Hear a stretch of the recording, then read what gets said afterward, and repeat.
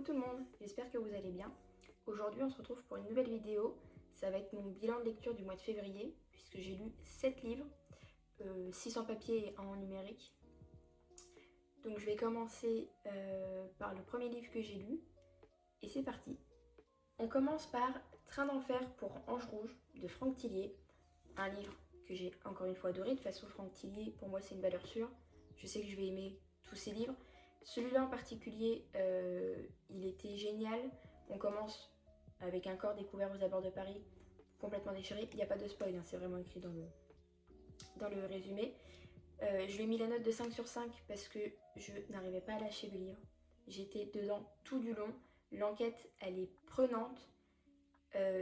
Tous les détails sont incroyables. Il arrive à semer des petits détails par-ci par-là.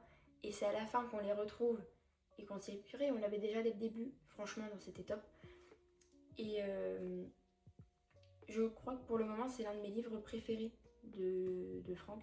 J'en ai pas lu beaucoup, mais c'est déjà presque un coup de cœur pour moi celui-là.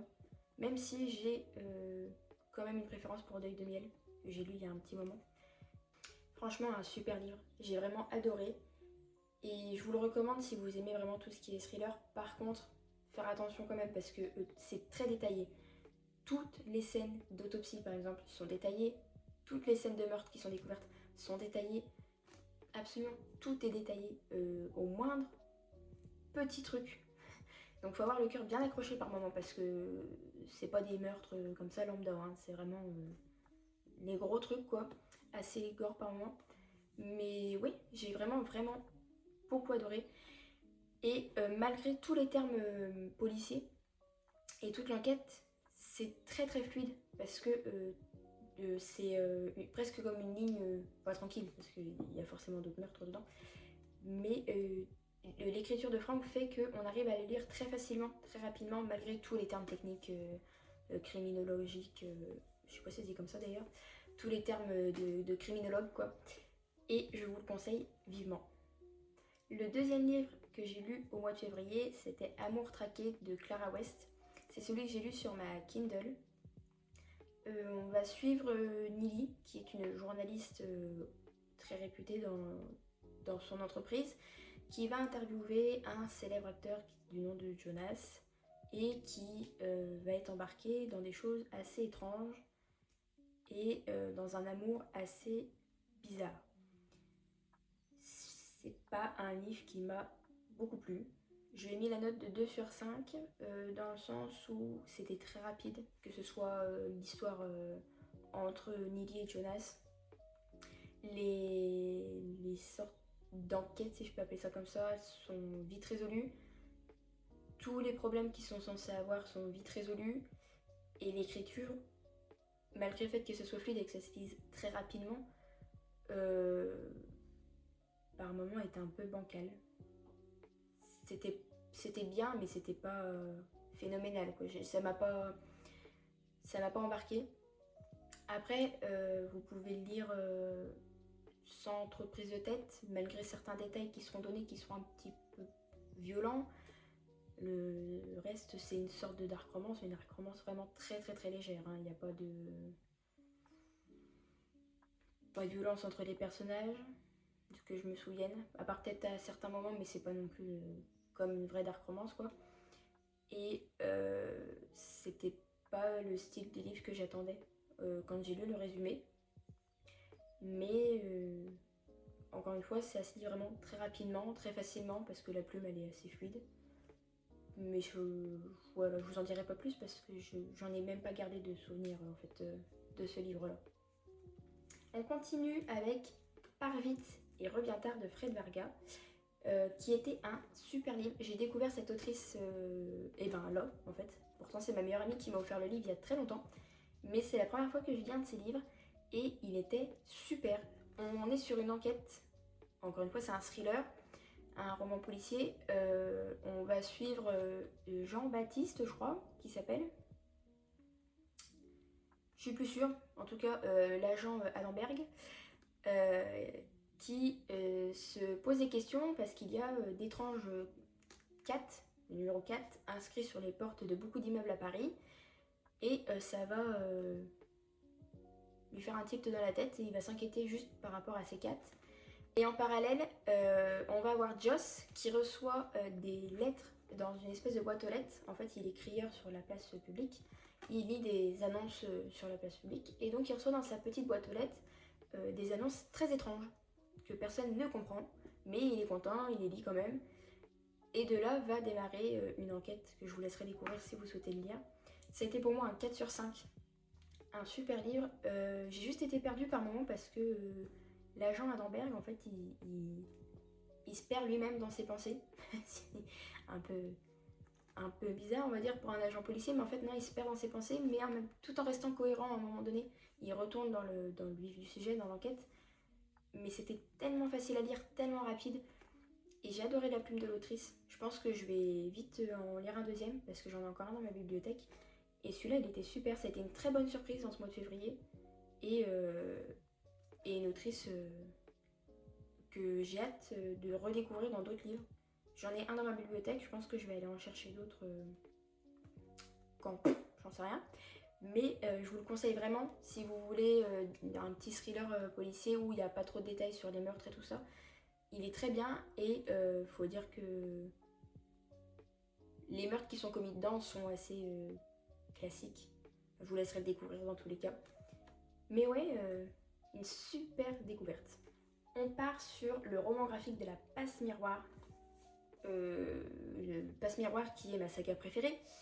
Et quand j'ai appris que Christelle Dabo sortait un roman graphique, La Passe Miroir, il fallait absolument que je l'aie. Donc c'est un cadeau de la part de mon chéri. Je vais essayer de vous montrer un petit peu sans trop spoiler. Oh là, quelques pages, mais il est vraiment incroyable. J'adore. Il est très gros.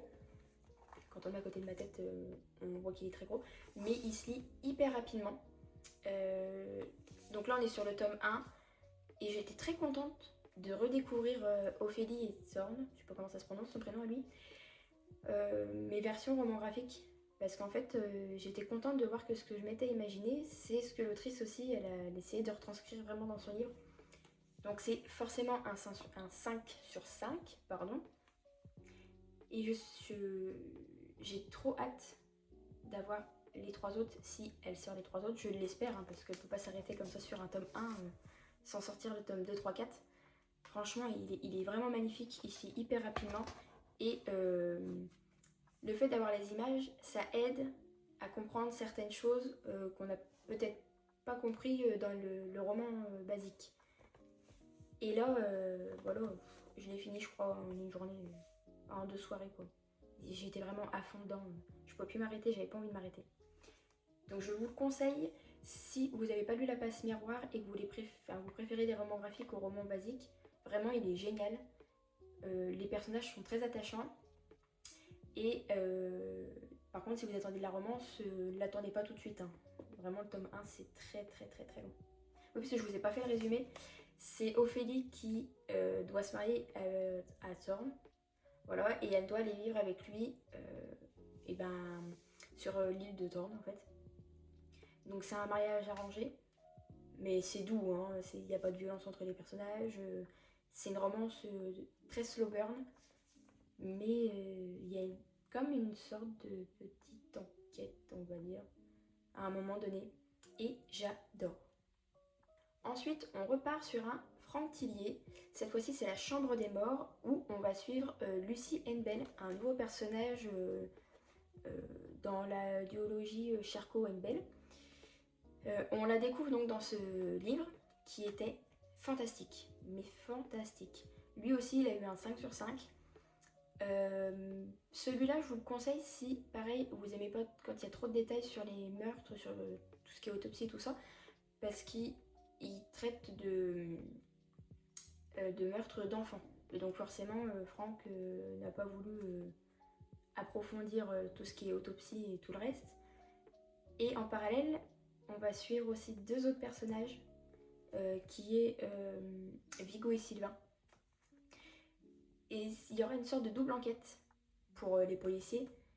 Et c'était génial. C'était tellement facile à lire. Tout était fluide. on se dit mais ils vont réussir à les trouver ou pas? Enfin c'est... Oh franchement c'était trop bien. Et alors la fin elle m'a laissé en... Pas en suspens parce que elle s'arrête net et c'est très bien comme ça, il fallait pas que ça soit autrement. Mais on découvre des choses et on dit oula, ah je m'y attendais pas à ça. Donc franchement oui, je vous le conseille vraiment, il est trop bien. L'avant-dernier livre de cette vidéo, c'est Bound by Honor de Cora Reilly, une dark romance mafia, mariage arrangé, slow burn oui et non.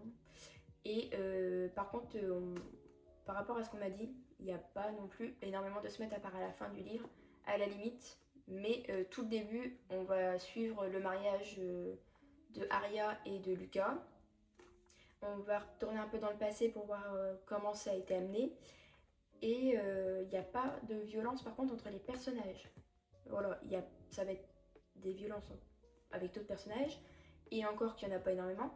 Mais entre les deux personnages principaux, il n'y aura pas de violence.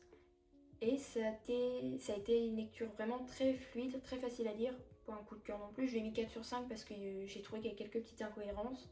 Très cliché quand même. Franchement, on est dans la mafia new-yorkaise et Chicago et machin. Et beaucoup de détails qui servent à rien quoi.